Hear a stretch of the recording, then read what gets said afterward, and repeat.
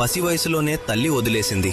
ఎవరికి పుట్టానో తెలియదు. ఒకరికి సహాయం చేయబోయి రథం మట్టిలో ఇరుక్కుపోయేలా శాపం పెట్టుకున్నా. గురువు మీద ఉన్న భక్తితో ఒక కీడు పురుగు రక్తం వచ్చేలా కరిచినా లేవకుండా ఉన్నందుకు దానికి ప్రతిఫలంగా పరశురాముడు అప్పటి వరకు నేర్చుకున్న విద్య నీతో సమానుడైన వీరుడు ముందు చివరి క్షణంలో మర్చిపోతావు అని శపించాడు. బ్రాహ్మణ రూపంలో ఇంద్రుడిని నా దగ్గరికి పంపి నా కవచకుండలాలు అడిగేలా చేసింది నీవు. మరణం ఎదురుగా ఉన్న క్షణంలో కూడా నా పుణ్యాన్ని దానంగా తీసుకున్నావు. ఇంతకీ నేను చేసిన తప్పేంటి కృష్ణ అని కర్ణుడు కృష్ణుణ్ణి అడిగాడు. అప్పుడు కృష్ణుడు, చూడు కర్ణ, నేను కారాగారంలో పుట్టాను. పుట్టిన క్షణమే తల్లిదండ్రుల నుంచి దూరమయ్యాను.